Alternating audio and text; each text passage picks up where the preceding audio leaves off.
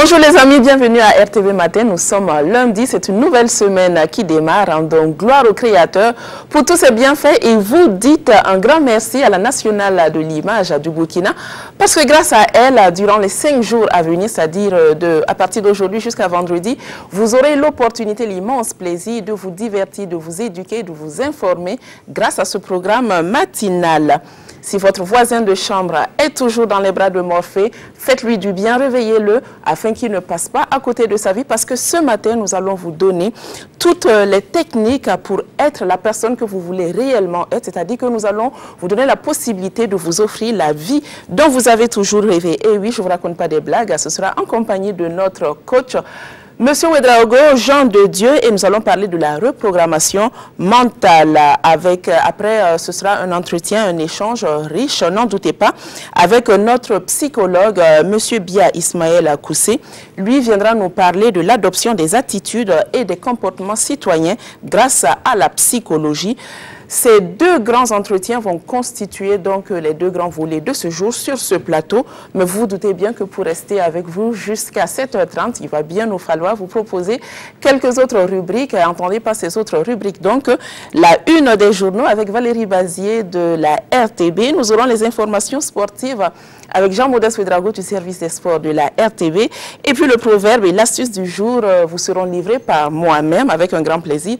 Nous sommes lundi et vous savez que tous les lundis, nous faisons une belle vitrine à tous nos artistes au sens le plus large du terme. Et aujourd'hui, nous allons aller à la découverte de cet artiste chanteur émérite. Il s'agit donc de Issouf Compaoré. Et puis bien entendu, nous allons faire au mieux pour teinter tout ça avec un peu de musique et un bol de rire. Maintenant que toute la maisonnée est réveillée, nous allons démarrer et c'est tout de suite avec un tour d'horizon de chez nous et d'ailleurs.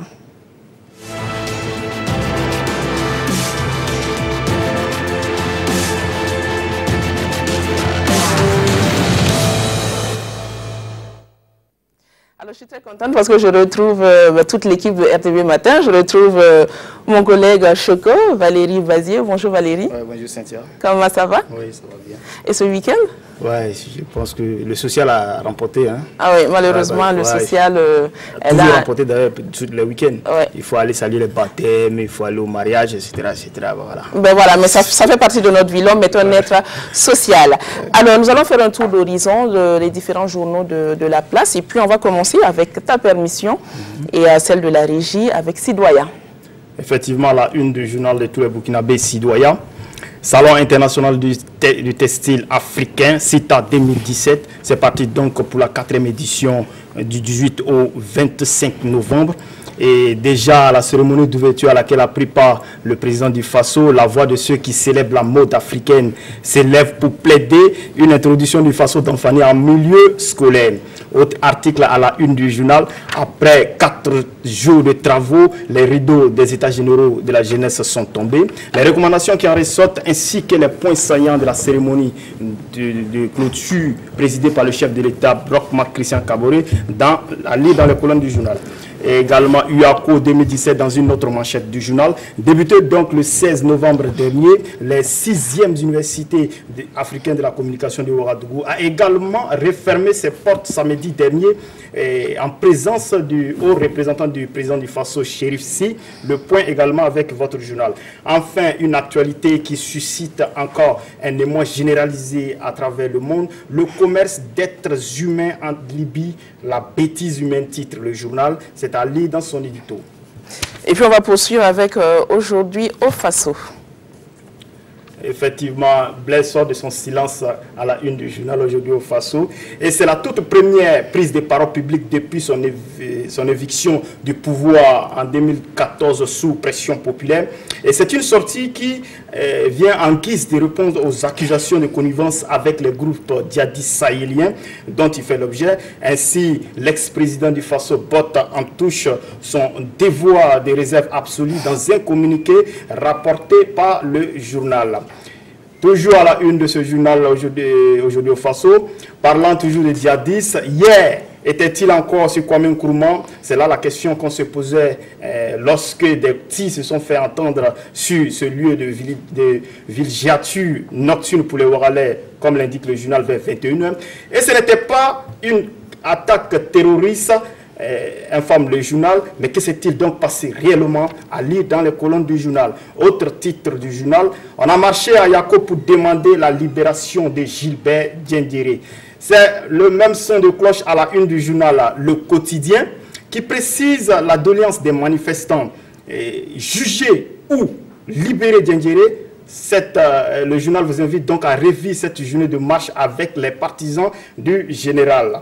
Le journal DNF également, ce sujet se demande si Golf changeait de stratégie de défense, à lire également dans votre journal. Autre information à la une de ce journal DNF, dans la province du Soum, les disciples de la terreur rajoutent un coup à l'horreur. 6, c'est le nombre de ces individus armés non identifiés qui ont endeuillé le village de Tauremba vendredi dernier. 6, c'est également le nombre de victimes laissées sur le carreau, dont 4 Kolguego, un conseiller municipal et un sexagénaire. Plus de précision dans votre journal. Dans la même veine, le président du Faso est défié à Ariel. Ariel alerte le journal Le Quotidien, puisque ce même vendredi, 2 autres personnes ont été enlevées dans ce village de Nassungbu, c'est toujours dans le Soum, par une vingtaine de personnes armées qui ont également donné un ultimatum aux habitants en leur intimant l'ordre de quitter le village avant mercredi.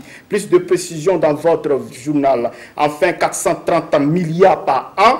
C'est ce qui rapporte le sous-secteur de l'élevage à l'économie nationale. C'est selon le ministre des Ressources animales et halieutiques qui a accordé un entretien au journal que vous pouvez également lire en intégralité dans ces colonnes. D'accord. Et Valérie, quel gros titre est-ce qu'on peut lire par rapport à la situation politique au Zimbabwe? Effectivement, toujours situation confuse, mais la fin de l'ère Mugabe se dessine peu à peu. Et selon le journal,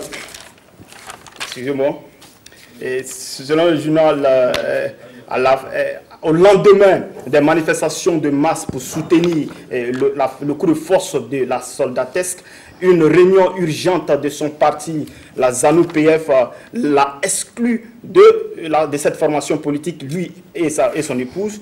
Et lance également un ultimatum à leur camarade Bob, et le vieux homme de 93 ans, n'ayant qu'aujourd'hui jusqu'à midi pour rendre le tablier, chose selon aujourd'hui au Faso qui semble pas être du tout aisé. Et le lion, puisque le lion, comme l'écrit le journal, le vieux lion coriace asserre encore ses griffes pour rester aux affaires, rapporte ce journal.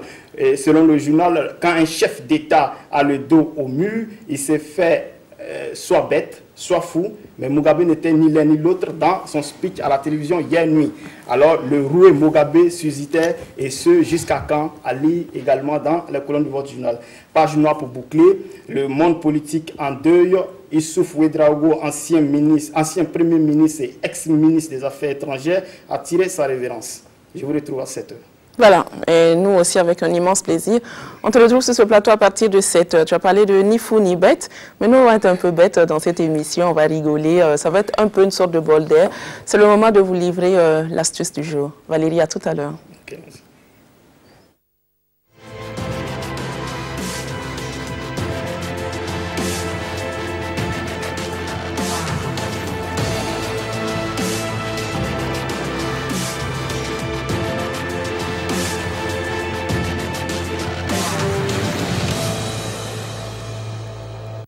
Alors, vous le savez, nos astuces, nous allons les chercher un peu sur Internet et puis on se rapproche aussi des personnes un peu âgées parce que ce sont souvent des remèdes de grand-mère. C'est avec beaucoup de plaisir qu'on le fait.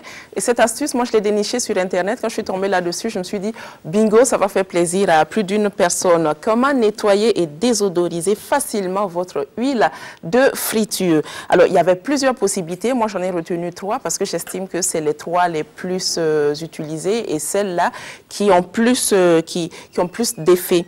Alors, la toute première astuce, c'est de frire vos épluchures de pommes de terre. Et oui, plutôt que de les jeter maintenant, vous pourrez les utiliser en friture et cela va purifier davantage votre huile. Donc, l'idée, c'est de bien nettoyer la pomme de terre avant de l'éplucher. Donc, laver au savon à grande eau, une eau claire et propre.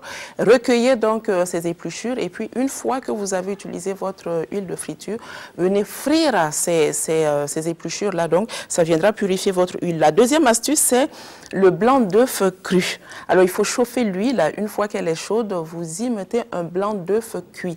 Et lorsque le blanc d'œuf, il va cuire en cuisant, il va attirer à lui toutes les impuretés, en tout cas une bonne partie des impuretés. Après, vous n'avez qu'à juste le ressortir de l'huile et puis le jeter.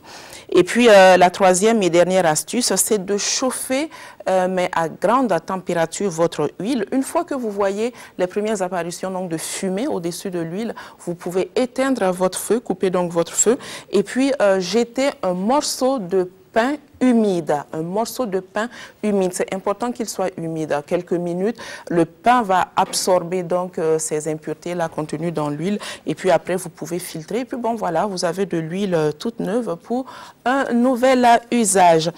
Alors, attention, nous précisons que ce sont des méthodes qui ne vont pas vous permettre de garder votre huile de façon indéfinie. À un moment, il va bien falloir vous en séparer, jeter.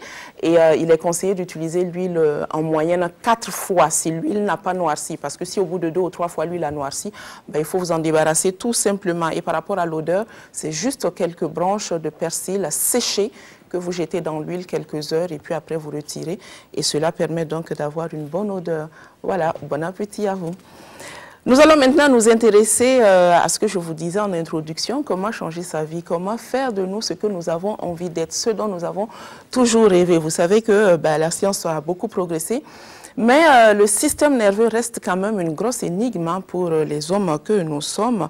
Aujourd'hui, nous allons parler de la reprogrammation mentale et ça sera avec notre coach Jean de Dieu Ouedraogo.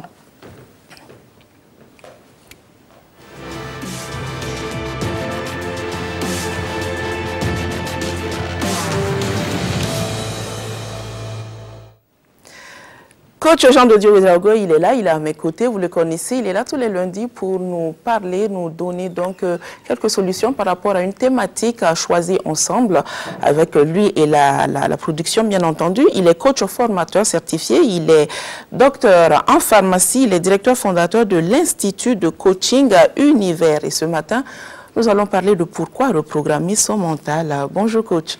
Bonjour Cynthia. Comment vous allez? Très bien. Et ce lundi? Oui, ça démarre bien. Ça démarre bien. Il y a eu une fin de semaine qui s'est bien passée, un début de semaine qui commence bien, voilà, c'est ça? Une fin de semaine qui suppose se reposer et un début de semaine qui commence, qui suppose activité. Avec de nouveaux objectifs, de nouveaux buts à atteindre. Voilà, d'accord. Et ce matin, nous allons parler de la reprogrammation mentale. La première question, c'est pourquoi un tel thème? Qu'est-ce qui vous a suscité? Oui, bon, on est encore là ce matin pour dire aux gens que c'est encore possible. Voilà, on peut être bien dans une situation pas facile, ou bien on peut se sentir ne pas être dans le bain qu'on veut, mais on peut toujours faire mieux. Et ce thème en fait nous aide en fait à répondre à ça. Voilà, c'est encore possible. Et voilà pourquoi on parle de programmation. Voilà, on me dit de programmation parce qu'il y a déjà un programme installé, mais le thème c'est la programmation. Voilà, nous pouvons en fait nous programmer pour encore être ce que nous voulons. Et la programmation, c'est un outil du coaching dont nous utilisons pour accompagner les gens et arriver à faire ce qu'ils veulent dans leur vie. Ah d'accord, vous avez répondu à une de mes questions parce que je voulais vous dire, pourquoi est-ce qu'on parle de reprogrammation? Ça suppose donc qu'il y a déjà une programmation. Oui. Vous allez nous donner la définition donc de la programmation. Oui, la programmation, je parle d'un exemple pour vous donner en fait la définition. Vous voyez l'histoire de ces deux jumeaux dont tout le monde sûrement a déjà entendu parler. Voilà, deux jumeaux issus d'un papa alcoolique et colérique qui a passé son temps à maîtriser ses enfants par des coups corporels. Et à l'issue de l'âge adulte, on se rend compte que l'un est croupé en prison, voilà, accusé de plusieurs crimes, et l'autre est un avocat bien célèbre dans la vie, et puis il réussit bien sa vie. Et ça a tiqué quelqu'un qui s'est demandé, mais qu'est-ce qui s'est passé dans la vie de ces deux jumeaux dont génétiquement, voilà, on suppose qu'ils ont en tout cas à peu près les mêmes gènes. L'histoire dit que, en fait, lorsque ce monsieur arrive à rencontrer celui qui est en prison, qu'est-ce qu'il a dit? Il dit que c'est normal.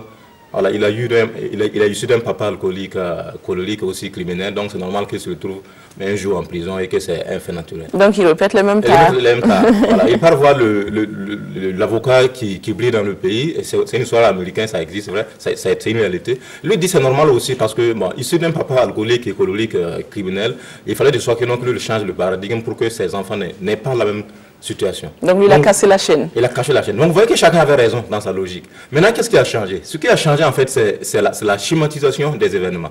Voilà. Donc la programmation, c'est quoi? L'enfant est issu, voilà, l'enfant naît, voilà, tout neuf. Voilà pourquoi on dit que l'enfant est innocent. L'enfant n'est disposé à recevoir justement en fait quoi, ce que la société va faire de lui. C'est-à-dire les informations, les systèmes de pensée, le comportement. C'est ça qui était la programmation. Et ce que nous recevons de la société, c'est quoi? Ça crée des circuits neuronaux. Alors pourquoi on parle de programmation? Parce que le cerveau, c'est l'instrument par lequel nous arrivons en fait à intégrer en fait les systèmes de pensée, les comportements et les habitudes. Donc, l'enfant qui reçoit en fait de la société, en fait, ce qu'on lui présente comme idéal, il en fait sa réalité et devient voilà, ce qu'il est aujourd'hui. Mais là est la programmation. Maintenant, pourquoi la programmation? Parce que si ma vie aujourd'hui n'est pas celle que je veux, voilà, j'ai encore la possibilité de changer le programme ancien pour installer un nouveau programme, voilà, et c'est pour ça maintenant que on dit que tout est possible. Quand tout est possible, ça veut dire que non, que malgré ma situation aujourd'hui, je peux encore changer la réalité en réinstallant en fait de nouveaux programmes dans ma tête et je vais vivre à cela et que l'univers s'en chargera du reste. Alors, donc quand on vous écoute, on a l'impression que le bagage génétique, la situation sociale, culturelle, familiale dans laquelle on évolue influe sur la programmation mentale. Bien sûr. D'accord. Et donc, la reprogrammation, c'est d'arriver à changer tout ça. Et du coup, on voudrait savoir, la reprogrammation se fait à quel niveau? Est-ce au niveau conscient, au niveau inconscient, au niveau subconscient? Bon, on va pas aller dans cette trop choses. Et moi, je mets dans le même bac l'inconscient, subconscient, c'est le même registre.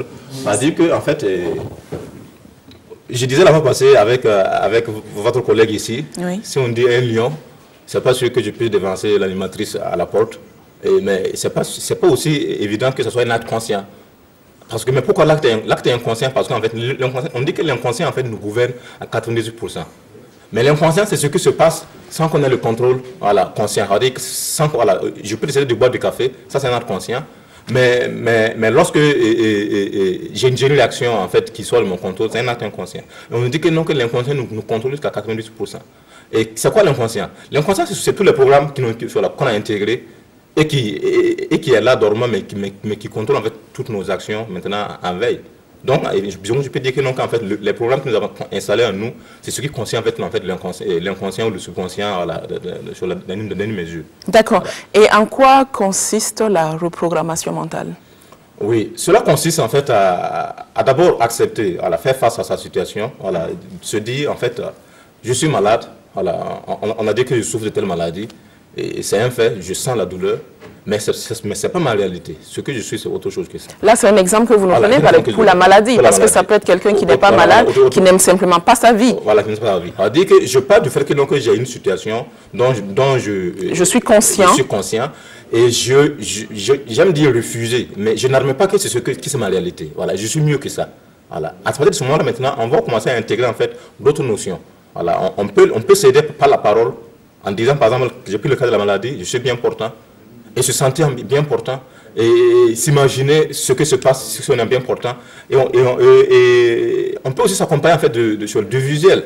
Voilà, pourquoi pas en fait aller suivre en fait un film comique, voilà, qui me fait rire et qui me sort en fait du cadre maladie et qui me permet en fait de vivre en fait une vie de bien portant. Mais ce qui est plus important en fait, c'est de savoir que notre langage détermine beaucoup de choses dans notre vie. Parce que quotidiennement nous parlons. Et je peux me dire que même sans ouvrir la bouche, nous parlons. Parce que l'intérieur est un dialogue qui se passe. Et ça, c'est tellement déterminant dans la construction en fait, de ces programmes-là. Donc, c'est dire quoi? Il faut dire que nous devons apprendre en fait je ne dis pas à maîtriser, mais à faire attention à ce que nous disons. Voilà. Je prends l'exemple en fait de la maladie. Le monsieur allait diagnostiquer diabétique. Et déjà, il sort dire que il parle de son diabète. Il s'est déjà approprié la maladie. Voilà. Bon, c'est une circonstance qu'on a identifié, mais ça ne veut pas dire que non, que c'est ma réalité.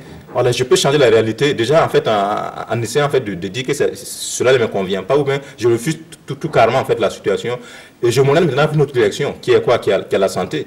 Et c'est des cas qui arrivent, c'est des cas qui existent. Voilà, moi je coachais une dame par rapport à des défis professionnels et puis elle avait des difficultés en fait à s'allier à ce que j'ai dit. Mais elle m'avait raconté l'histoire pareille, que son enfant, bébé, avait été diagnostiqué en fait avec une maladie génétique. Et elle a refusé de croire à ça. Et aujourd'hui, l'enfant vit. Elle a au moins 7 ans, l'enfant. Et je l'ai ramené à penser à ce qui s'est passé quand elle avait ce bébé-là. Et c'est là maintenant qu'elle s'est ressaisie. Parce que cette force-là est en nous. L'homme est un être complet. Voilà. On n'a pas besoin de l'extérieur pour en réalité changer notre situation. Mais comme nous sommes des hommes de compromis, des êtres de compromis, on a laissé notre pouvoir à l'extérieur. Et maintenant, nous sommes maintenant en quête de le récupérer. Mais en nous, à tout ce qu'il nous faut pour pouvoir justement changer notre situation. Voilà. Et est-ce que la reprogrammation marche dans tous les domaines, dans toutes les situations possibles? Tout ce qui concerne l'homme, ça va marcher. Voilà. Mais comme je dis toujours, c'est un outil. C'est un outil pour changer sa réalité. Mais il faut aussi accepter, en fait, faire face à ce que nous avons créé. Voilà. Si j'ai semé du maïs, il ne faut pas que je m'attende en fin de saison à récolter en fait, des patates. Voilà. Donc, ça sera en fait de l'illusion. Mais néanmoins, comme je sais que, que j'ai semé des maïs et qu'en fin de saison, je n'aurai que des maïs, je peux décider en fait à mi-saison de semer des patates, espérant en fait avoir des patates en fin de cycle. Mais mes maïs, je vais les récolter. C'est dire quoi? Il ne faut pas que les gens s'imaginent que je peux vivre une vie où je pose des actes, en fait, je peux dire absurdes, ou bien j'ai des pensées absurdes parce qu'on se dit que de toute façon j'ai un moyen et que un jour, du coup au jour on va changer. Non, ce que j'ai semé, je vais récolter. C'est le même principe. C'est une loi. La loi obéit, c'est comme la loi de la pesanteur. Il n'y a pas à dire que je ne connais pas que si je monte, je tombe. Si tu montes, tu vas tomber. C'est une loi, c'est la même chose. Donc, si on peut changer la situation, mais à condition que d'abord on fasse l'effort en fait, de réparer ce qu'on a déjà en fait, fait en tort. C'est même encore pas la programmation, mais il faut accepter d'avoir la situation. Voilà. Et on se donne maintenant la possibilité en fait, de changer maintenant les conditions. Alors, coach, là vous avez dit, ça paraît tellement simple pour le télématinal qui nous suit. Il pourrait être tenté de penser que bon, ce sont de belles paroles, parce que nous supposons que beaucoup de gens aimeraient bien changer de vie, ne sont pas à l'aise, ne sont pas dans un certain confort dans la vie qu'ils vivent actuellement. Ils essayent, et quand vous dites, bon, ben, allez voir peut-être un film comique, rigoler, se sortir un temps soit peu de sa situation actuelle, le langage et tout, pourquoi est-ce que certaines personnes n'arrivent pas à faire la reprogrammation mentale? Cette question m'est là posée rien que ce jeudi-là, quand j'accompagnais un monsieur, et lui, il a bien vu que ça marchait pour lui, puisque actuellement il est en train de bouger des projets qui va bien changer sa vie. Mais il me dit, Jean de Dieu, il y a une question que j'ai à poser. Mais pourquoi, en fait, il y en a qui n'arrivent pas à s'en sortir? Est-ce qu'à quelque part, on ne vend pas des illusions? Même si chez lui, ça va. Je dis non. En fait, le coach n'est pas là pour dire que tout va bien. Ce n'est pas un vendeur d'illusions. Sauf que le coach, c'est un monsieur ou bien un individu qui a refusé en fait, que les choses se passent comme ça, qui a cherché à comprendre quels sont les principes de fonctionnement en fait, de la vie ou de l'univers et qui amène les gens à les appliquer. Ça veut dire quoi? Aujourd'hui, je sais que pour aller à Kaya, il y a une voie pour aller à Kaya. Ça veut dire que même si je suis à Kobri, si je suis allé à Kaya, je sais qu'il y a une voie, je ne peux pas aller à Kaya. C'est ce que le coaching fait. Aujourd'hui, on montre aux gens qu'il y a une possibilité pour réussir. Et lorsque je prends l'engagement de réussir, il y a un chemin qui va t'amener en fait à réussir et quelqu'un est là pour t'accompagner à réussir. Mais cela ne veut pas dire que qu'en fait tout est facile, il faut lever dans sa maison tout simplement, se croire que on se lève du jour ça va marcher. Non, comme j'ai dit, il faut accepter aussi que dans le chemin de réussite aussi, il y a des difficultés en fait à relever. Voilà, c'est pas les difficultés qu'on devient mature. Voilà. Et comme quelqu'un aime le dire, les difficultés c'est quoi? Ce sont les sels de la vie. Vous connaissez la sauce. Une sauce sans sel, ce n'est pas évident que tout le monde puisse en manger. Mais si on prend aussi le sel pour en sucer, tu trouveras que c'est dégoûtant. Mais un peu dans la sauce, ça devient en fait succulent et puis ça donne envie de manger. C'est la même chose. Les difficultés sont là en fait pour nous aider en fait à mieux grandir et à mieux savourer notre succès. Mais les gens en fait abandonnent. Et pour faire cas, c'est quoi? C'est avec ce courant de développement personnel. Les gens sont allés à des séminaires, à des rencontres. On a crié que c'est possible. Ils étaient enthousiasmés. Ils sont rentrés à la maison. Voilà, on voit que le mot qui suit, il y a rien qui se manifeste. On baisse les bras. Non, on ne baisse pas les bras, on continue. Parce qu'il y a un passage déroutant. ce que je n'ai pas dit dans la programmation, c'est quoi? Pourquoi? Parce que quand on commence à changer l'ancien programme, à dire qu'on veut installer un nouveau programme, il y a un conflit qui va bien sûr se faire. Voilà. L'ancien qui veut sortir, le nouveau qui veut rentrer. Ça, c'est naturel qu'il y ait un conflit. Et en ce moment-là, c'est un passage de route. On se demande, est-ce que ça marche? Est-ce que ça en vaut la peine? De toute façon, je ne vois rien qui se passe. Non, continuez. Parce que ceux qui ont continué ont vu la masculisation. Il n'y a jamais, en fait, une grande œuvre qui s'est passée dans ce monde-là sans passer, en fait, par ce comportement dont je parle. Voilà. Et moi, je suis heureux, en fait, de voir que, donc, en fait, les quelques-uns que j'accompagne, c'est vrai, au début, voilà, on est hésitant, on pense que, voilà, est-ce que... Mais après le temps, vous voyez les résultats. Marche, des résultats. Donc c'est toujours possible, mais rien n'est facile dans la vie. Bien sûr. Voilà. Alors, est-ce qu'on peut se faire reprogrammer par quelqu'un? Quand vous parlez, par exemple, je reviens à ce film, je ne sais pas pourquoi je suis accroché à ce film. Oui. Ce film qu'on suit, on rigole et puis on oublie un temps soit peu ses problèmes. Est-ce que cela veut dire qu'on peut arriver à se faire reprogrammer par quelqu'un, se faire influencer par quelqu'un? Bien sûr, parce que en fait, c'est quoi la programmation? Le cerveau est gouverné par les 5 sens. Parlant de physique, c'est-à-dire toucher, vue, odorat, voilà, je ne sais quoi d'autre. Mais ça veut dire que donc, toute information qui arrive à nous parvenir par ces 5 sens envoie en fait l'information au cerveau. Donc suivre en fait un film, c'est aussi me programmer. Écouter quelqu'un faire un séminaire, c'est me programmer. Moi-même décider en fait d'avoir un langage positif, c'est-à-dire me lever le matin et avoir une liste de phrases pour pouvoir en fait orienter de manière positive quelque chose, c'est me programmer.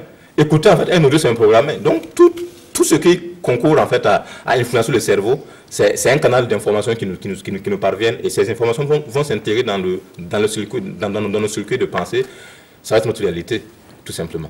D'accord, on va terminer, coach, avec cette dernière question. Et à quoi est-ce que je dois m'en tenir si je décide de modifier, de bousculer mes croyances limitatives? Oui, lorsque je sais que dans ma vie j'ai des croyances limitatives, c'est tout justement, en fait, je les accepte. Voilà. Ça a été un moment de mon histoire. Voilà. Voici la situation aujourd'hui. Je peux encore changer. Donc, je fais maintenant, en fait, je dirais en fait un pèlerinage. Pour dire que ce n'est pas du tic au tac que les choses vont changer. Mais il faut accepter. Et il faut accepter en fait, puisque j'aime toujours dire aux gens en fait, la douleur est partout. Si j'accepte ma condition misérable pour dire que non, que voilà, c'est dur de faire l'effort pour changer, j'aurai toujours la douleur. Si je décide aussi en fait que non, que je vais aller contre vent et marée pour changer ma situation, mais j'aurai toujours la douleur. Mais comme là je sais qu'il y a un moyen, voilà, il y a une terre promise qui m'attend, à dire que lorsque je vais quitter en fait la phase turbulente, j'aurai en fait une récompense dans ma quête. Cela va me motiver en fait à continuer. Donc c'est pour dire que en fait c'est pas facile, je le répète, mais c'est possible et c'est simple parce qu'il y a un schéma. Voilà. D'accord, mais on va s'arrêter là pour aujourd'hui.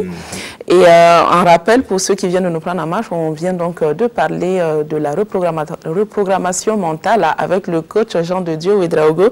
Et comme je le disais en tout début d'entretien, il est coach formateur certifié, il est docteur en pharmacie, il est également directeur fondateur de l'Institut de coaching Univers. Merci beaucoup, coach. On va vous retrouver lundi prochain. Merci bien. Et puis, on va tout faire pour se reprogrammer. Merci. À partir de maintenant. Merci. Excellente suite à vous. Merci. Bon début aux téléspectateurs. Merci. Bon début de week-end. Merci infiniment. Bon début de semaine à vous. À bientôt. Il faut reprogrammer tout ça aussi. C'est ça. Télématinaux, nous allons observer une petite pause musicale avant de se retrouver pour le proverbe du jour.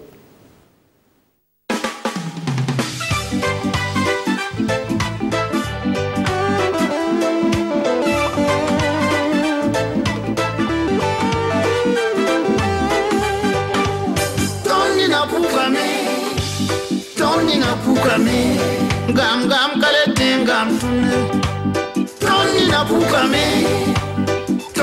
pukame Ton kalete pilim pave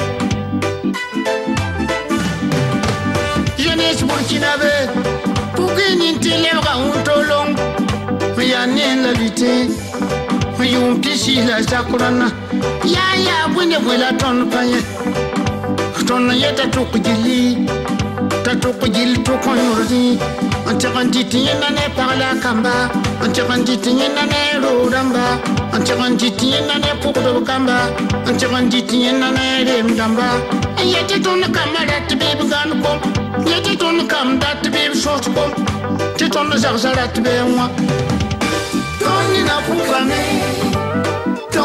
pukame Gam gam kalete gam tune Tony na pukame, Tony na pukame, Ton kale tempilim pabe. Nibaya ma pukame, Parabani kambaya ma pukame, Gam kale tingam tune, Ton kale tempilim pabe, Yamuyoro kale tingam tune, Shekoro karaton kale gam tune, Tali shekoro tegan fura furos, Jeunesse burkinabe, Yani pela mila bani.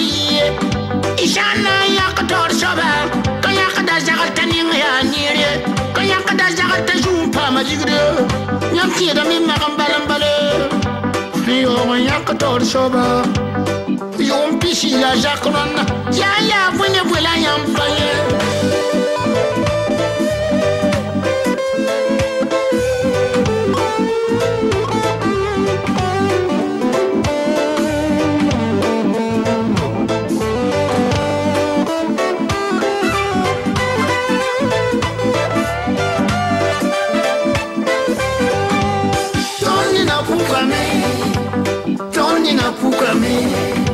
Gam kale tingam tune, Tony na pukame, Tony na pukame, Ton kale timpilim pabe. Nibaya ma pukame, wete kale tingam tune, Shekoro karaton kale gam tune, Yemuyolo kale tingam tune, Kamater kale tingam tune. Jeunesse burkinabe, Pukeninti lebra untolong. Yon pichi la jakrana, ya vune vula yampaye. Tono ya tatokujili tokoyori. Antevantiti nane parla kamba, Antevantiti nane rodamba, Antevantiti nane podo kamba, Antevantiti nane remdamba. Ayati tono kamba dati bibi gankom, Ayati tono kamba dati bibi sosko, Titon tenga dati bewa. Nibaya mapukami. Kamba yam pourquoi j'ai gam kale tingam tunu ton kale timpil pavie gam kale tingam tunu shekoro karto kale tingam tunu gam kale tingam tunu yemu yolo kale tingam tunu ton kale timpil pavie shekoro karto kale tingam tunu.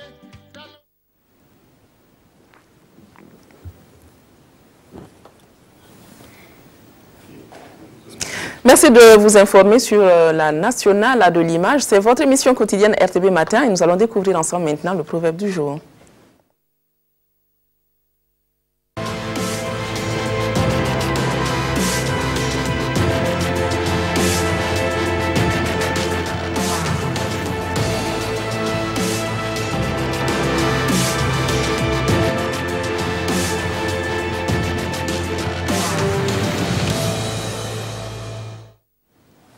Ce que tu ignores vaut parfois mieux que ce que tu sais.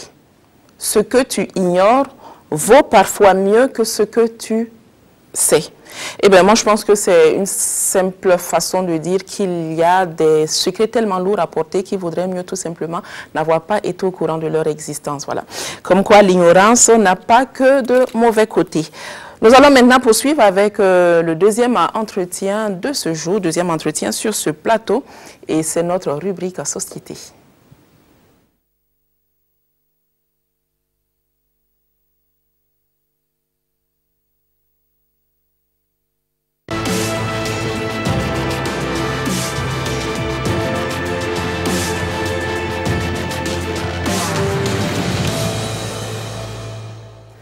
Alors tout à l'heure dans notre premier entretien, nous avons parlé un peu de tout ce qui peut être cerveau, de reprogrammation mentale et je pense qu'on va rester dans ce domaine. En tout cas, c'est des thèmes qui s'apparentent. Lui, il est psychologue et il s'appelle Bia Ismaël Koussé. Et avec lui ce matin, il sera question de parler de l'adoption des attitudes et des comportements citoyens grâce à la psychologie. Monsieur Koussé, bonjour. Bonjour Cynthia. Comment vous allez? Très bien, je suis en forme. D'accord. Oui, moi aussi ça va, très bien, en forme. Un lundi qui commence, on dit le lundi c'est un peu difficile, c'est vrai, mais moi j'ai envie de dire, c'est aussi facile parce qu'on a eu le week-end pour se ressourcer un peu, même si c'est vrai que souvent le social l'emporte. Oui. On a quand même un bol d'énergie, donc lundi il y a du punch, il y a du tonus, et puis bon voilà. Et puis il faut dire qu'il faut les lundis pour que le week-end vienne. Il faut les lundis pour que le, voilà c'est bien dit, il faut les lundis pour que le week-end vienne. Donc consolez-vous, il faut les lundis pour que le week-end vienne. Alors ce matin avec vous, nous allons parler donc de l'adoption des attitudes et des comportements citoyens grâce à la psychologie. Bon, qu'est-ce qu'il faut savoir? Déjà, quand à la lecture du thème, on n'arrive pas forcément à bien se situer. Qu'est-ce qu'il faut entendre par comportement citoyen, par attitude? En fait, qu'est-ce qu'il faut entendre même par comportement de façon générale?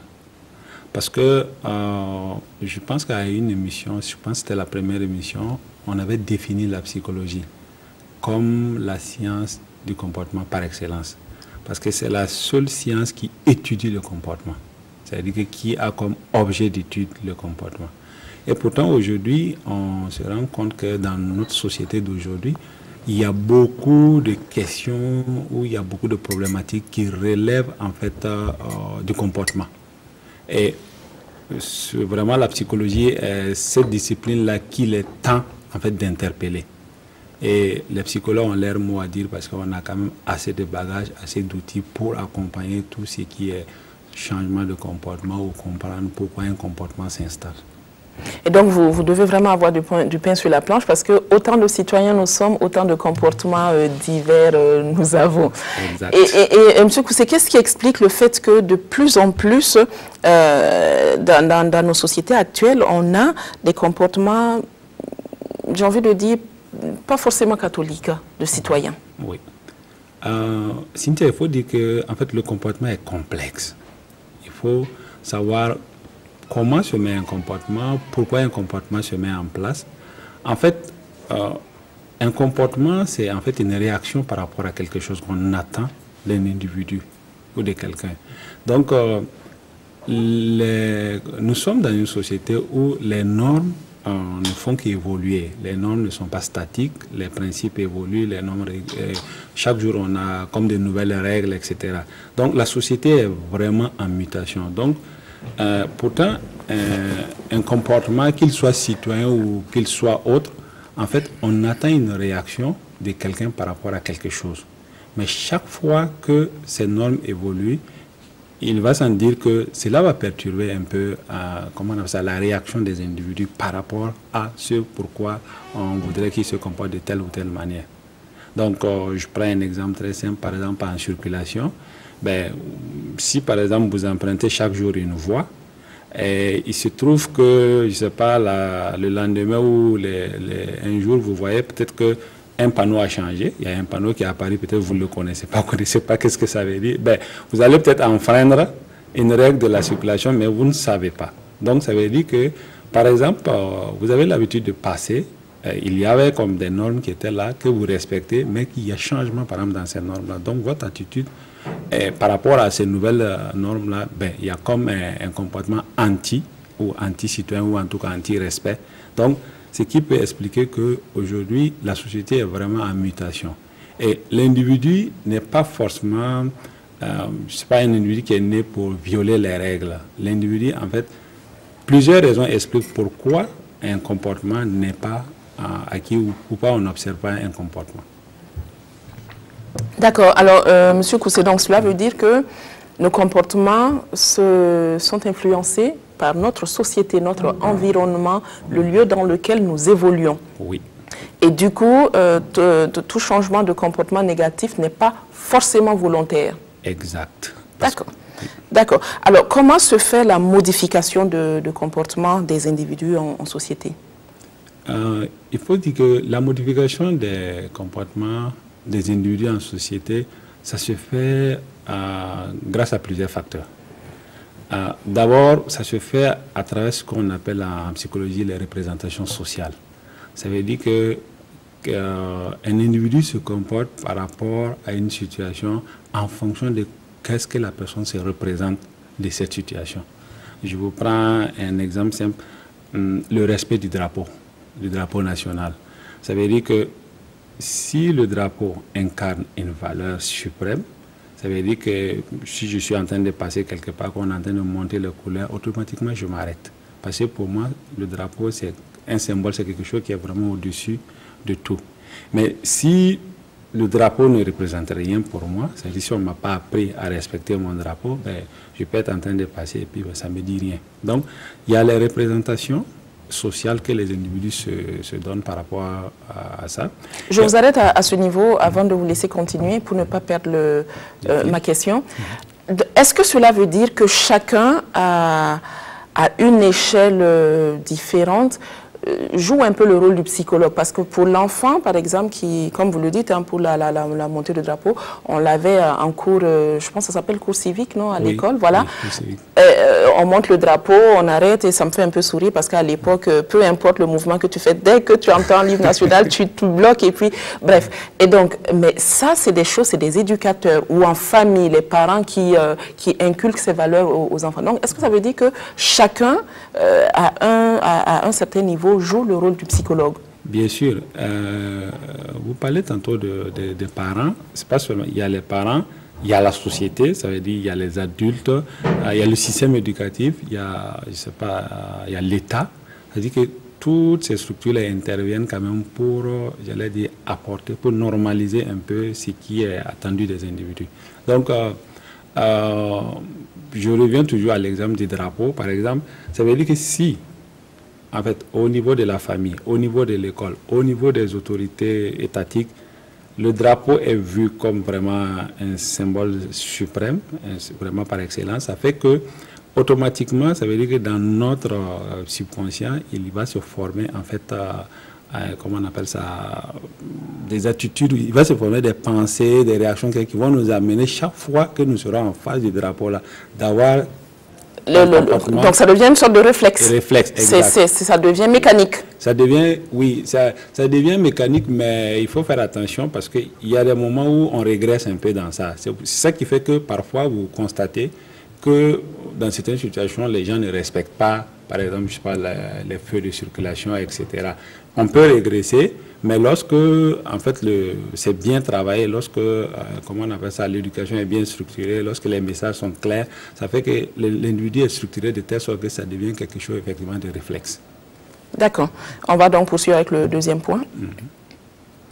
Je vous avais arrêté, on avait commencé avec le premier point, donc on a fait les voilà, donc le deuxième point, le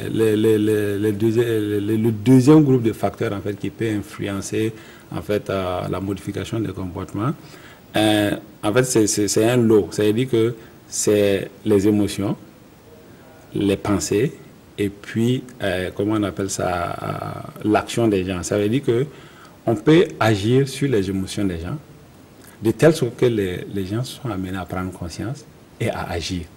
Et je prends un exemple, ce qui se fait, c'est par exemple la sensibilisation. On vous dit oui, vous devez respecter la nature, vous devez recycler, etc. Donc, on crée des émotions, par exemple, je ne sais pas, de sauvegarde, d'amour de la nature, qui amènent les gens à prendre conscience que oui, la nature, c'est quelque chose qui a besoin d'être préservé. Donc, automatiquement, ou en tout cas, les gens peuvent agir de telle sorte que, par exemple, vous allez voir la bonne dame qui, chaque fois, va recycler ses ordures ménagères, va les classer, etc., ne va pas laisser les enfants, je ne sais pas, éparpiller les choses. Donc, ça veut dire qu'on peut agir, en fait, avec ces trois éléments-là. Ça veut dire qu'on peut agir sur les émotions, de telle sorte que les gens prennent conscience et agissent.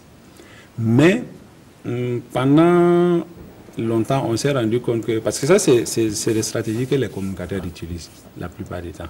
Mais aujourd'hui, il y a des limites. Il y a des limites parce que pour agir sur les émotions, il faut savoir qu'est-ce qui est sensible. Quel est le point sensible? Qu'est-ce qui fait vibrer émotionnellement les gens? Parce qu'en plus, on n'a pas les mêmes sensibilités. Exact. On n'a pas les mêmes sensibilités. C'est pour cela aujourd'hui, la psychologie vient en renfort pour dire que non, la personne, les individus que vous voulez faire vibrer, il faut les comprendre sur le plan psychosocial. C'est des composés psychosociaux. Il faut les comprendre au niveau personnalité, au niveau de leurs interactions entre eux, au niveau de leur compréhension de leur environnement socio-culturel, etc. Donc, si vous connaissez ça, vous saurez sur quel bouton appuyer pour les amener à comprendre, accepter et à agir. Donc, c'est vraiment dans la même logique que pour le citoyen. Si nous savons, je ne sais pas comment le citoyen il fonctionne, à quoi il pense, quelles sont ses valeurs, ben, on peut vous donner les clés pour pouvoir appuyer sur les boutons pour les amener d'abord à comprendre, accepter et à agir. Donc, à ce niveau, est-ce que vous pouvez dire que lorsque, par exemple, modification marche chez X et ne marche pas chez Y, ce n'est pas forcément sur la durée, mais c'est tout simplement que ce n'est pas le bon levier qu'on a actionné, tout simplement? Oui. D'accord. Et généralement, on peut se retrouver avec une panoplie de leviers. Parce qu'il faut, c'est ce que je disais tantôt, la psychologie va mettre à la disposition, je ne sais pas, que ce soit des communicateurs, que ce soit des décideurs, un certain nombre de leviers sur lesquels il faudra agir. Et ça permettra d'atteindre l'action le plus rapidement possible. Donc, et parfois, ben, la communication peut-être viendra en appui, mais les leviers seront là, les outils seront disponibles. On pourrait dire, bon, Cynthia, elle est plus sensible, je ne sais pas, à telle situation, ben, si vous activez telle émotion, de telle manière, voilà, vous êtes sûr que... Ben, à coup sûr, ça marche. Donc, voilà, donc c'est vraiment ça, aujourd'hui, l'impératif de se tourner vers la psychologie pour tout ce qui est changement de comportement. D'accord. Alors, quelle est la méthodologie de la psychologie en matière de changement de comportement citoyen? La méthodologie, elle est assez simple. Elle est vraiment simple. D'abord, nous allons, la psychologie ou les psychologues vont d'abord chercher à savoir quel est le comportement que vous souhaitez mettre en place. Prenons, exemple, le recyclage. Vous voulez que dans les ménages, maintenant, au lieu d'avoir une seule poubelle où on fout tout, on voudrait avoir peut-être 3 poubelles. Peut-être pour le plastique, pour les matières organiques, et puis, je ne sais pas, pour le papier. Je prends un exemple comme ça. Donc, c'est vraiment de savoir quel est le comportement attendu. Et si nous savons quel est le comportement attendu, les psychologues peuvent vous dire les raisons pourquoi les gens n'agissent pas selon ce qu'on attend. Quelles sont les barrières? Quelles sont véritablement les barrières qui empêchent les gens d'agir? Donc lorsqu'on a les barrières, on va vous dire voilà les barrières, on dit voilà les outils, voilà les techniques, voilà les voies que vous pourrez utiliser pour le changement. Parce que c'est ça qui permet de lever les barrières. Vous voyez? Donc la méthode est vraiment simple. C'est une méthode de savoir le comportement attendu, les barrières qui font que les gens n'agissent pas. Parce que c'est des barrières, comme je l'ai dit, c'est des barrières psychosociales. Généralement, c'est psychosocial. Les gens ne comprennent pas. Ce n'est pas d'abord qu'ils comprennent. Ils comprennent. Ils sont parfois informés, mais ils ne savent pas pourquoi aussi. Pourquoi il faut agir de telle ou telle manière. Qu'est-ce qu'on attend de moi? On dit oui, telle chose, c'est pas bon, ne faites pas ça, ne faites pas ça. Mais on ne dit pas pourquoi, faites ça. Oui. Voilà. Ou bien pourquoi ne faites pas ça, mais faites ça.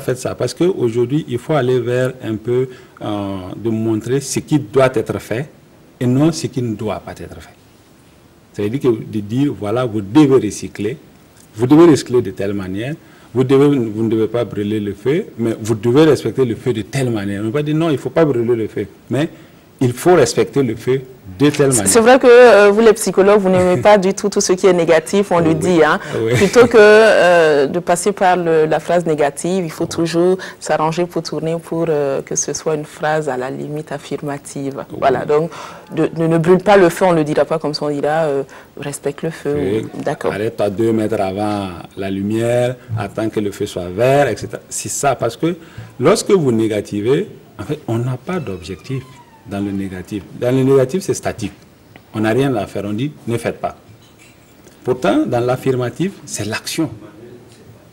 Donc, mais M. Koussé, à ce niveau, est-ce que vous dites que ça paraît simple? A priori, quand on vous écoute, ça paraît simple. Seulement, ce n'est pas une méthodologie à une échelle individuelle. On se retrouve avec un groupe de personnes. Et comme on l'a dit, les gens n'ont pas les mêmes sensibilités. Donc, la difficulté peut être plutôt à ce niveau. Oui. Comment arriver à fusionner ces sensibilités-là pour avoir le bon mot au bon moment, afin que ça touche tout le monde? C'est pour cela, en fait, la psychologie est une science qui est vraiment en avance sur ces questions-là.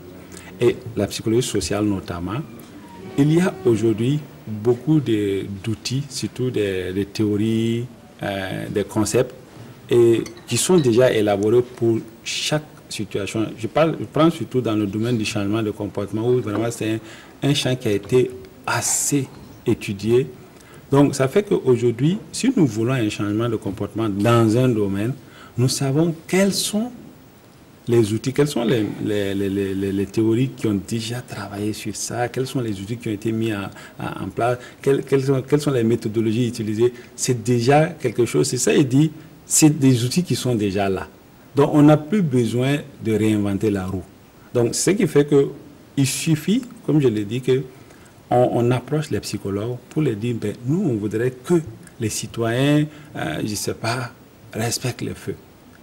On va vous dire, oui, mais dans la ville de Ouagadougou, par exemple, pourquoi les gens ne respectent pas le feu? Je vous prends un exemple. Les barrières. On va dire, bon, une des barrières, c'est le fait que parfois le feu ne marche pas. Mais si moi je viens tout le temps et que le feu ne marche pas, ben, j'aurais tendance à me dire, oui, ce feu-là ne marche jamais. Oui. Et je passe. C'est une barrière. Vous voyez? Et parfois, si le feu n'est pas visible, si je suis positionné de telle sorte, par exemple, ma position fait que je ne vois pas le feu.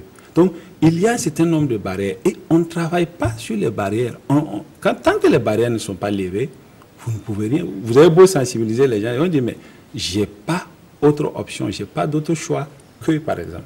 Vous voyez? Donc, le simple fait de pouvoir lever les barrières de façon vraiment simple, de façon très simple, comme on dit, c'est le bon sens, mais ça nous permet déjà d'aller vers les solutions. D'accord. Très bien. Alors, vous nous avez convaincus. Je reste convaincu que le télématinal, lui aussi. En tout cas, ce matin, nous sommes servis parce que quand on écoutait tout à l'heure le coach Jean de Dieu Ouédraogo, et vous aussi, quand on vous écoute, on se dit, mais c'est tellement facile finalement. Ben voilà, il n'y a juste qu'à utiliser les bons mots et puis, comme on l'a dit, actionner le bon levier et puis bon, la vie est belle. Bon, voilà, c'est en tout cas de belles notes d'espoir, qui, nous espérons, vont finalement se transformer en réalité, quoi, ne vont pas rester juste au stade de l'espoir. En tout cas... Cynthia, je vais te donner un secret. Oui. Les choses les plus efficaces sont les choses simples. Monsieur Koussé, ce sera plus un secret. Tous les télématinaux vont en profiter. Mais je vous aime tellement que ce n'est pas grave. On va partager. Les choses les plus simples, c'est les choses les plus efficaces. Mais les gens ne peuvent pas faire. Quand on dit que c'est simple, ils disent, oh, mais pourquoi? Non, si c'est si simple comme ça, et puis ça... Non, effectivement, le secret réside dans la simplicité. Ah oui? Oui. D'accord. Et c'est ce qui est simple qui marche. D'accord. Ben, je vais vous donner raison, parce que rire, c'est tellement simple. C'est simple, ça ne demande pas grand-chose et ça produit tellement de bien-être à notre organisme, à celui qu'on a en face de nous. Et je sais, M. Koussé, que vous, les psychologues, vous dites que le rire, c'est une thérapie. C'est une thérapie. Moi, je vous invite à rester avec moi sur ce plateau. On va tout à l'heure suivre un gag et puis j'espère que les télématinaux vont rire à gorge déployée parce qu'on l'a dit, hein, rappelez-vous, il y a quelques semaines, qu'une minute de rire correspond à 45 minutes de relaxation.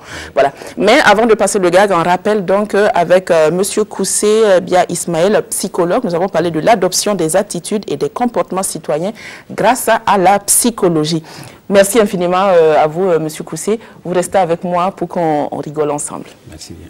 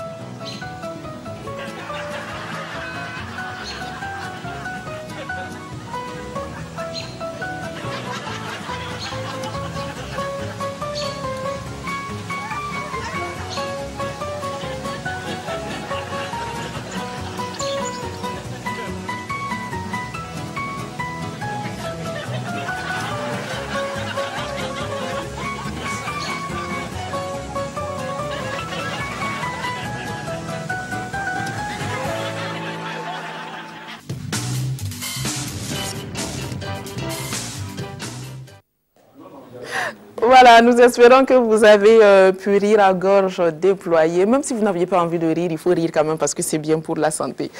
Voilà, nous allons maintenant revenir sur notre tour d'horizon national et international. C'est la une des journaux et c'est en compagnie de mon collègue Choco Valérie.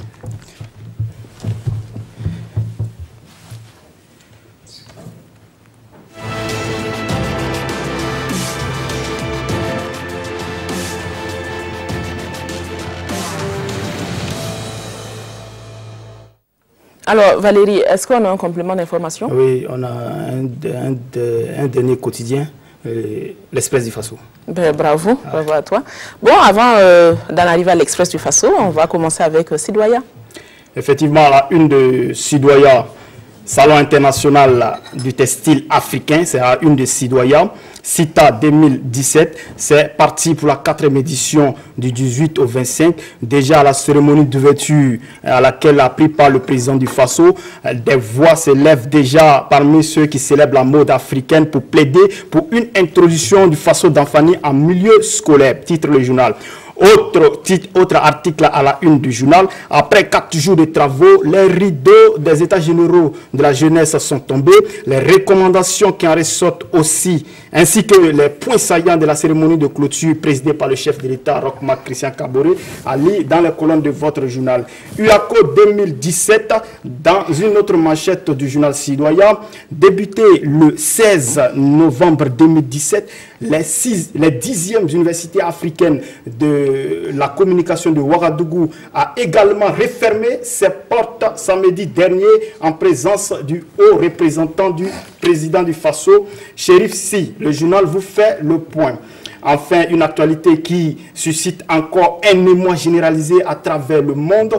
Le commerce organisé d'êtres humains en Libye, la bêtise humaine, titre de l'édito du journal, à consulter également dans ses colonnes. Et puis, on va poursuivre avec la une de Aujourd'hui au Faso. Oui, à la une d'Aujourd'hui au Faso, Blaise Compaoré sort de son silence. C'est la toute première prise de parole publique depuis son éviction du pouvoir en 2014 sous pression populaire. Et c'est une sortie en guise de réponse aux accusations de connivence avec les groupes djihadistes sahéliens dont il fait l'objet. Ainsi, l'ex-président du Faso botte en tout son devoir de réserve absolue dans un communiqué rapporté par le journal. Parlant toujours de djihadistes, hier était-il encore sur Kwame Nkrumah? C'est la question qu'on se posait lorsque des tirs se faisaient entendre sur ce lieu de villégiature nocturne pour les Ouaralais vers 21h. Ce n'était pas une attaque terroriste, informe le journal, mais que s'est-il passé réellement? À lire dans les colonnes de votre journal. Autre titre de ce journal, Aujourd'hui au Faso toujours, on a marché à Yako pour demander la libération de Gilbert Djendjéré. Même son de cloche à la une du journal Le Quotidien, qui précise la doléance des manifestants jugés ou libérés Djendjéré. Le journal vous invite donc à revivre cette journée de marche avec les partisans du général. Le journal DNF, les dernières nouvelles du Faso. À ce sujet, se demande si Golf changeait de stratégie de défense. À lire également dans votre journal. Autre information à la une du journal, dans la province de Soum. Les disciples de la terreur rajoutent un coup à l'horreur. 6, c'est le nombre de ces individus armés non identifiés qui ont endeuillé le village de Taoremba vendredi dernier. 6, c'est également le nombre de victimes laissées sur le carreau, dont 4 Kolwego, un conseiller municipal et un sexagénaire. Plus de détails dans les colonnes de votre journal. Dans la même veine, le président du Faso est défié à Ariel, alerte le journal Le Quotidien. Et selon ce journal, puisque ce même vendredi, 2 autres personnes ont été enlevées dans ce village de Nassumbu, toujours dans le Soum, par une vingtaine de personnes, une vingtaine d'hommes armés, qui ont également donné un ultimatum aux habitants en leur intimant l'ordre de quitter le village avant mercredi. Plus de précisions dans votre journal. Enfin, 430 milliards de francs CFA, c'est ce qui rapporte le sous-secteur de l'élevage à l'économie nationale, selon le ministre des Ressources animales et halieutiques, qui a accordé un entretien que vous pouvez également consulter en intégralité dans les colonnes de votre journal. D'accord. Et puis, un petit mot sur la situation politique au Zimbabwe. Zimbabwe, situation encore confuse, puisque à Harare, on peut le dire, la fin de l'ère Mugabe se dessine petitement. Au lendemain des manifestations de masse pour soutenir le coup de force de la Soldat-Sec, une réunion urgente de la ZANU-PF sont partis. L'exclu de cette formation politique et l'intime aussi de quitter, de rendre le tablier jusqu'aujourd'hui midi. Mais selon aujourd'hui au Faso, comme vous le voyez affiché, c'est une chose qui ne semble pas du tout aisée, puisque le vieux lion Koras a encore les griffes pour rester aux affaires. Selon le journal, quand un chef d'État, en réalité, a le dos au mur, il s'est fait soit bête, soit fou. Mais Mugabe n'était ni l'un ni l'autre dans son speech à la télévision hier. Alors le roué Mugabe suscitait, et ce jusqu'à quand, s'interroge le journal, c'est une chronique à lire dans ses colonnes. On va terminer avec l'Express du Faso. Voilà, l'Express du Faso qu'on vient d'avoir à propos du journal Bobolé. À propos de la marche de soutien à Gilbert Diendéré, le journal parle d'une forte mobilisation. Et selon le journal, après le Sandié, le Passoré, quelle région va marcher maintenant? C'est le journal. C'est une chronique également à lire à la page 2 du journal. Et page noire pour boucler, le monde politique est en deuil. Issouf Ouédraogo, ancien premier ministre et ex-ministre des Affaires étrangères, a tiré sa révérence. C'est tout? Oui, c'est tout. D'accord, voilà. C'est sur une note triste, hein, malheureusement, que se referme ce deuxième passage, ton passage, deuxième et dernier passage pour aujourd'hui. On va te retrouver demain, 6h, 7h. Ouais, si Dieu le veut. Si Dieu le veut. Oui. Voilà. En tout cas, très bonne suite de journée, merci. Très belle semaine à toi, merci. Et puis à très bientôt. Merci. Chers télématinaux, nous allons poursuivre. Après donc ce tour d'horizon, nous allons maintenant aller à la découverte de cet artiste que vous connaissez certainement. C'est une gloire, hein, voilà. Moi j'ai envie de dire un monument donc de la chanson burkinabé. Et notre ami Cheikh Dave s'est fait l'immense plaisir de le rencontrer. Il lui a posé toutes les questions possibles. Sans tabou, il a répondu, il s'est prêté au jeu. Et donc, vous l'avez deviné, il s'agit donc de notre rubrique Fofo chez nous. Et aujourd'hui, Fofo chez nous, c'est Fofo chez Issouf Kampaori. De la musique moderne burkinabé, parolier d'exception. Il a écrit les plus belles chansons sentimentales de notre musique. Fofo chez nous, Fofo chez Issouf Kampaori. Ça fait énormément plaisir de vous voir en chaîne et en or, comme on le dit. C'est beau ça. Quel parcours, quel souvenir. Il y a quand même un bon moment, hein? Ouais. Oui, c'est super. On sent qu'il y a un peu d'émotion. Ah oui, c'est vrai. Quand je pense à mon parcours, il y a plus de 40 ans déjà, et il y a quand même beaucoup d'émotions. Et qu'on se déplace aujourd'hui en 2017 pour venir vous rendre visite et pour vous rendre un vibrant hommage. Alors là, je suis vraiment honoré et je suis très heureux. Et je voudrais donc prendre l'occasion de vous remercier donc la RTB. Cette très belle chanson, cette chanson à succès, Zenabou, est-ce que c'est une chanson personnelle? Oui, c'est une chanson sortie de mes tripes. C'est une chanson que j'ai composée il y a déjà très longtemps, il y a plus de 30 ans. Et c'est une chanson, comme je dis, qui porte pratiquement toute mon âme. Parce que c'est une chanson qui est adressée à ma défunte épouse, la mère de mes enfants. Si j'ai raconté un tout petit peu l'histoire de notre rencontre, et c'est ainsi. Cette chanson lui est dédiée, et voilà quoi. Donc, à l'époque, j'ai dit tout ce que j'avais dans mon cœur pour elle. Et... Pour vous libérer. Oui, parce que bon, c'était extraordinaire quoi. Ouais. Quand je l'ai vue pour la première fois, je me suis dit, c'est celle-là, quoi, la femme de ma vie. Et puis oui, c'était vrai. On est restés 29 ans ensemble. Et donc, c'est super. Et on n'a vécu que du bonheur.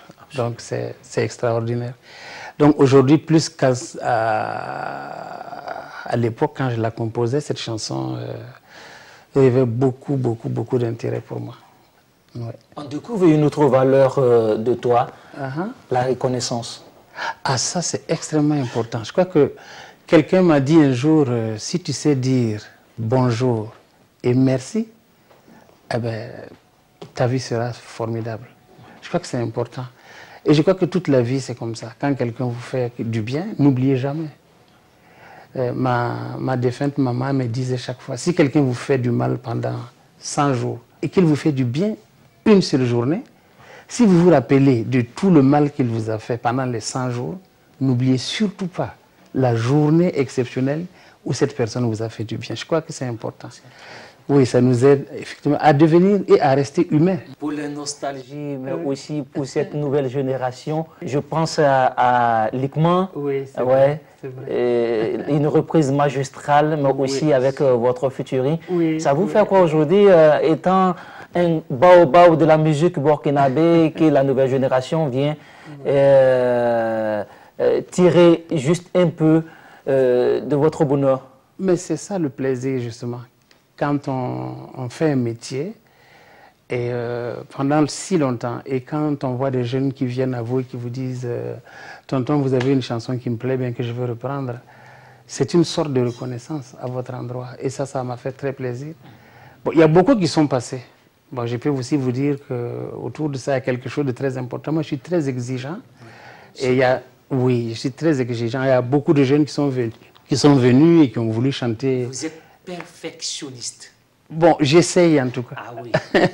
Donc, ils ont essayé, mais il y avait des choses qui n'allaient pas. Je leur ai demandé de corriger. Il y en a qui n'ont pas pu. Bon, c'était difficile pour certains. Mais quand Likman est venu, il chante, c'est un garçon qui chante formidablement bien. Oui, on a écouté ensemble ce qu'il avait, l'ébauche de sa chanson. Moi, je dis, il n'y a pas de souci. Il m'a demandé de poser ma voix. Je l'ai accompagné au studio et je l'ai fait. Sans arrière-pensée, c'est comme ça. Voilà. Et quels sont les plats que tu aimes préparer? Oh, je suis très carnivore. Alors, j'aime beaucoup les barbecues. Est-ce qu'il y a un enfant qui est en train de vouloir emboîter tes pas dans la musique? Il y a 2 enfants qui le font. J'ai une fille qui vit en ce moment aux États-Unis, qui chante extrêmement bien. Wow. Et le patron de la famille, lui, il se trouve en France, s'appelle Yazil. Bon, les jeunes le connaissent. Lui, c'est vraiment un musicien complet. Il chante très bien, il joue au piano, à la batterie et tout. Il est vraiment très, très doué. Et bon, donc, je peux raccrocher tranquillement. Youssouf Komporé, toujours sympa, toujours souriant. Est-ce qu'il t'est déjà arrivé de t'énerver vraiment? Puis, comme tout le monde. Ça m'est arrivé plusieurs fois de m'énerver, bon, mais pas au-delà de ce qui est raisonnable. Est-ce qu'on peut espérer un grand retour avec un nouvel album de Youssouf Komporé? Oui. Je suis déjà en préparation du premier album je vous ai parlé du coffret. D'accord. Donc je profite de l'occasion pour lancer un appel à toutes les bonnes volontés, parce que c'est pas une petite affaire. Donc il y aura 40 chansons à enregistrer, il y aura des clips à faire. C'est vraiment un grand projet. Mais j'ai envie de laisser quelque chose à la nouvelle génération. Très important. Voilà, c'est important. C'est pourquoi d'ailleurs je vous parle de mon livre et tout cela. C'est ma vie, quoi.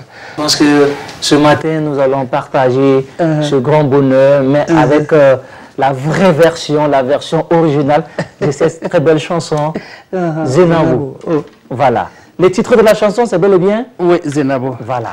Bon, elle ne s'appelait pas Zenabo, mais Zenabo, si vous avez remarqué, mon époux s'appelait Sali. C'était court pour rentrer dans la conception de la chanson. Et Zenabo, c'est un nom que beaucoup de femmes aussi portent. Absolument. Donc, je me suis dit, donc, en hommage aussi à toutes les femmes au Burkina Faso, les femmes qui, malgré les difficultés des hommes, vous savez, bon, cette chanson-là, qu'est-ce que ça dit en substance? On entend souvent les gens dire, aujourd'hui, si les filles vous suivent, si les femmes vous suivent, c'est parce que vous avez de l'argent. Bon, moi, je crois que ce n'est pas très juste. Nous sommes peut-être 15 millions au Burkina Faso, mais il y a combien de millions d'hommes qui sont mariés et qui n'ont pas d'argent? Et qui vivent heureux avec des épouses, des femmes qui les aiment, et qui sont prêtes à se sacrifier pour eux. Je crois que ça, c'est comme vous avez dit, c'est une reconnaissance à la femme, à toutes celles qui nous porte et qui nous supporte. C'est pas toujours, oui, c'est pas toujours facile. C'est pas toujours facile. Ouais. Donc Zenabo, c'était en fait ça.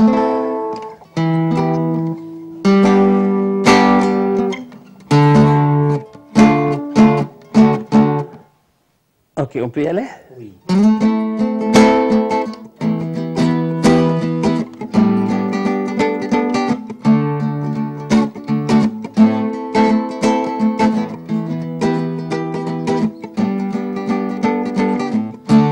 Aria Quilanoria La Burkimbi Tabambo Timamiatunda Tazenabo Tazenab Langira Zugwa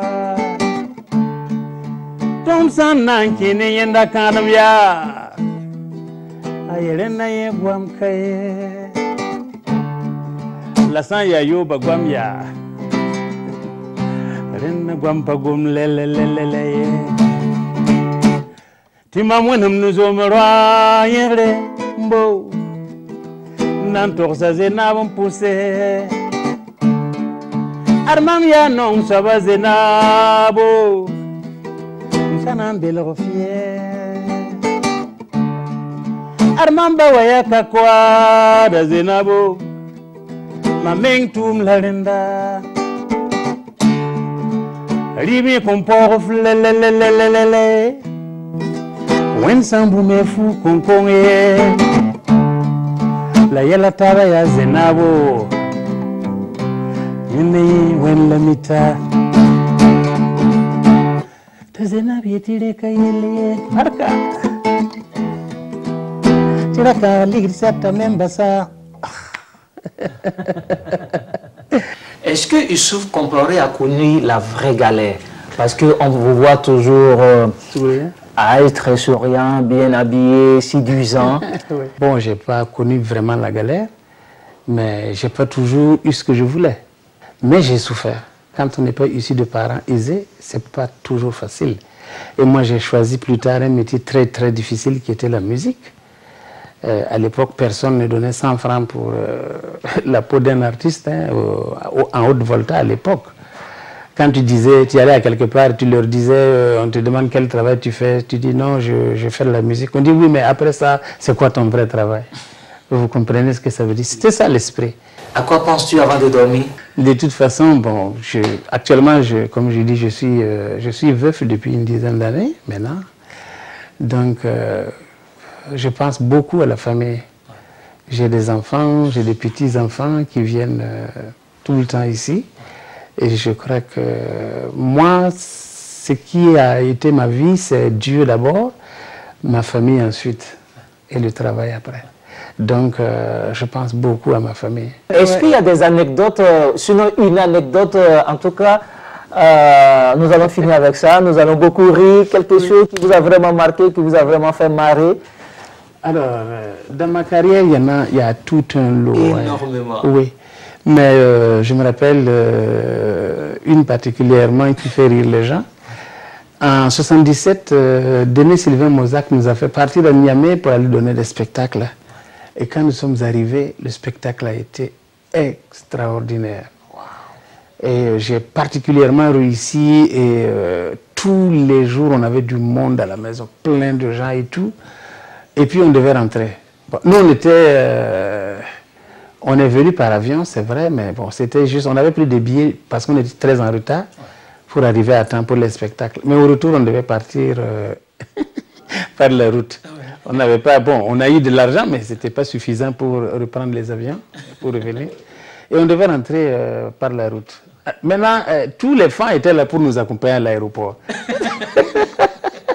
Il fallait trouver une astuce. Donc on s'est organisé avec des amis là-bas.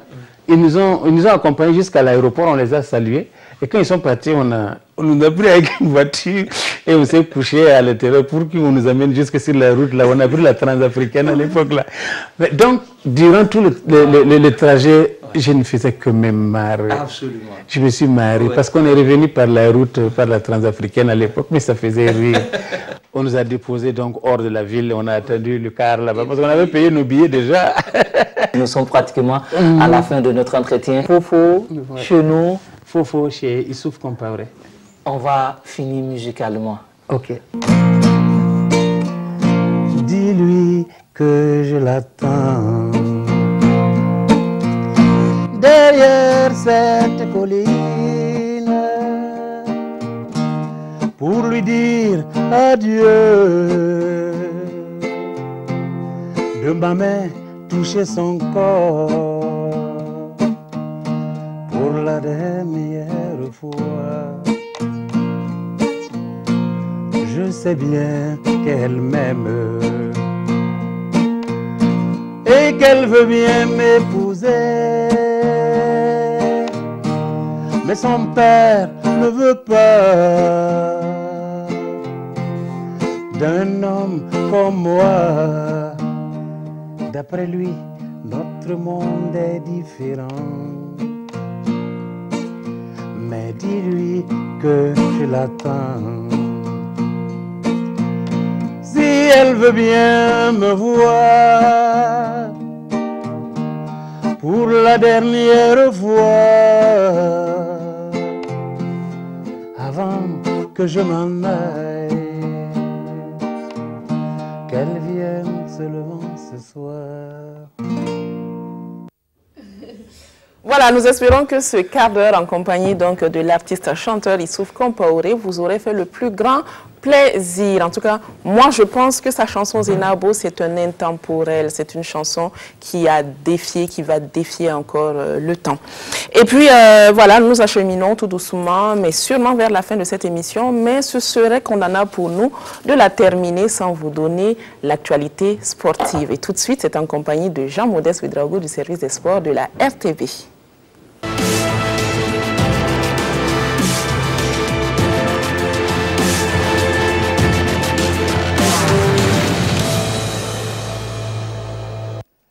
Jean-Modeste Ouedraogo, il est trop chic ce matin.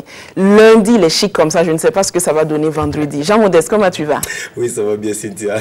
Coco Donda, oui, magnifique. Il faut être dans la tendance. Tu as vu, non? Qui va se négliger?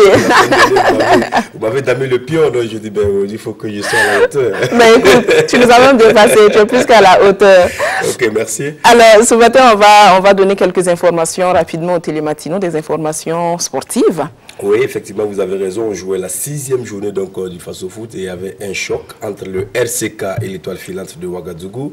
Un choc, on va dire, qui n'a pas volé très haut puisque les 22 acteurs n'ont pas permis à tous ceux qui ont effectué le déplacement au stade du 4 août de pouvoir vraiment savourer un très bon match de football. Néanmoins, un match nul d'un but partout. Ben, ce qu'on peut dire, Cynthia, c'est que le match entre Kamou Malo, qui est l'entraîneur du RCK, et Bourema Kaboré, l'entraîneur de l'Étoile Filante de Ouagadougou, ce n'est pas une première puisque les deux entraîneurs se sont affrontés l'année dernière, se sont affrontés encore à la Supercoupe AGSB remportée par Bourema et cette fois-ci, un but partout entre les deux clubs. Et puis on va dire que juste après il y a eu un autre match, et non des moindres, entre le Raimo, non, c'est l'Asfa Yenenga et le Raimo. Et donc Raimo qui est le club venu de Bobo, et puis l'Asfa Yenenga qui se cherche puisque le club est en difficulté depuis le début de ce championnat. Et il faut dire que le score s'est soldé par un nul de 0-0. Et donc l'Asfa Yenenga, on va dire, ne passe pas en tout cas assez loin. Et puis première victoire donc pour l'AS Police, but inscrit à la 34e minute devant l'AS Onabel. En tout cas, on va dire que c'est une deuxième défaite pour l'AS Onabel, de suite, parce que là aussi, c'est une contre-performance. Et puis à Saponi, on va dire que le Majestic enfonce le Santos FC de Ouagadougou, le Majestic de Amadou Sampo. Et là aussi, il faut dire que le club de Sampo reprend en tout cas du poil de la bête, puisque ce n'était pas évident. Et donc, on va dire aussi que à Banfoura aussi a frappé très fort. Ah oui, là, il faut le dire, Banfoura a frappé très fort. Aïe, frappe très fort. Ça, c'est dommage, parce que c'est chez mes esclaves. Bien sûr. Malheureusement, ils sont très en forme, puisque le score de Banfoura est classé 2e. deuxième du championnat, et un club qui était au bord de la relégation. Et ça, je sais que mon ami Yen... il faut leur dire de venir à Gawa. Il faut leur dire de venir à Gawa. Il y a rien qui me fait des signes derrière. Il n'est pas content. Mais écoutez, souffrez parce que là, Lusco est à la hauteur. Et puis c'est l'Union sportive des forces armées que Lusco bat sur le score de 2-0. Et donc, deuxième au classement après donc, cette 6e journée. Et puis, on va terminer pour dire que la SFB a battu Bobo Sport sur le score de 4-2. Et là, c'est une bonne nouvelle pour la SFB. Et puis, on va parler du tirage au sort du championnat d'Afrique des Nations, le CHAN, qui s'est déroulé donc vendredi, le tirage au Maroc. Et là, les étalons de Burkina Faso sont donc à ce CHAN-là, iront donc à ce CHAN. Et il faut noter que l'équipe du Burkina est classée dans la poule D, accompagnée de l'Angola, du Cameroun, du Congo, Brazza. Donc ça va être un match assez, enfin, on va dire un tournoi assez chaud, puisque Angola, Cameroun et puis Congo, ça fait quand même un peu lourd. Mais les observateurs disent que c'est donc la poule de la mort. Ben, on le saura bientôt si c'est effectivement la poule de la mort. Le premier match c'est déjà pour les étalons, c'est le 16 janvier prochain. Le premier match pour les étalons Burkina. Le 5 janvier. Angola, oui. Le 16. Ah, janvier. Le 16, d'accord. Voilà. Et donc, ça sera entre le Burkina Faso et l'Angola. Le tournoi débute probablement le 13 janvier, voilà, donc c'est du 13 au 5 février, du 13 janvier au 5 février du côté du Maroc. Et puis on va finir avec cette information qui nous n'ont pas, en tout cas, on va dire, le football d'une manière générale, puisque Aristide Bansé quitte pour une deuxième fois le club de Al-Masri, Al-Masri qui est un club égyptien, pour des raisons de salaire impayé et de contrats non respectés. Le garçon a dit « je rentre chez moi ». Il a écrit au niveau donc, de sa page Facebook où il a dit que « je rentre chez moi, je ne suis pas esclave et je rentre chez moi ». Et effectivement, il quitte l'Égypte pour rentrer au Bercail. Pourquoi tu dis que ça n'honore pas Oui, parce que ça n'honore pas le football égyptien. Vous savez que l'Égypte détient donc la Coupe d'Afrique des Nations, pardon, que dis-je, l'Égypte a joué la finale de la Coupe d'Afrique des Nations, l'Égypte a 7 fois la Coupe d'Afrique des Nations, l'Égypte a des clubs comme Al-Ali, comme Ismaïla d'Égypte, comme le Zamalek, des clubs mythiques au niveau donc, de l'Afrique, et l'Égypte est considérée un peu comme l'équipe qui domine un peu le football africain, et lorsque un joueur de la trempe de Bansé quitte votre championnat parce que tout simplement il n'a pas de salaire, parce que le contrat n'est pas respecté, ça ne n'aura pas aussi ce championnat-là, ça ne n'aura pas le football africain, tout simplement. Voilà. Voilà un peu ce qu'on avait. Et puis on va annoncer que Préjus Nakoulma a inscrit aussi son deuxième but en championnat de France. Et c'était face à Paris Saint-Germain. Paris. Et pourquoi tu le dis tout doucement comme ça? Non, parce que ça fait plaisir de voir un Burkinabé jouer face au Paris Saint-Germain et qui arrive à inscrire donc un but, même si le score a été assez salé, 4-1 pour Paris. Mais le seul but de Nantes, c'est un Burkinabé qui l'inscrit. Ouais. Et nous, on ne peut que saluer cela. Bien sûr. C'est un but qui ne pèse pas lourd. Mais au moins, il a inscrit son but et ça, c'est bon. Et ça, c'est bon. Voilà. Et ce qui sera encore meilleur, c'est que on a nos télématinaux qui sont avec nous depuis 6 heures. Vous le savez, hein, c'est une émission matinale que nous vous offrons gracieusement avec le plus grand plaisir du lundi au vendredi de 6h à 7h30.